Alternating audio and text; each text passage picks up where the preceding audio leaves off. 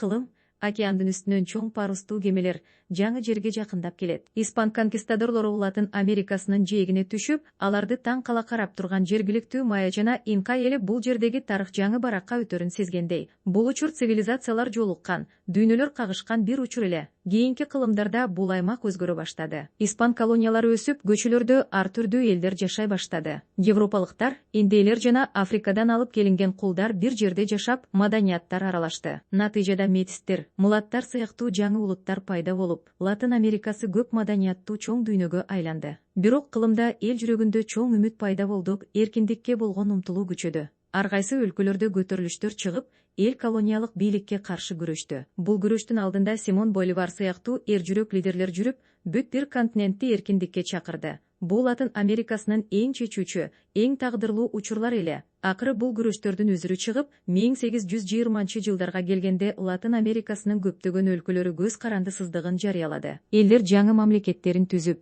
өз желектерин көкөлөтүп, эркиндикти майрамдашты. Ошентип Латын Америкасы өз жолу, өз маданияты, өз келечеги бар эркин өлкөлөрдүн мекени айланды.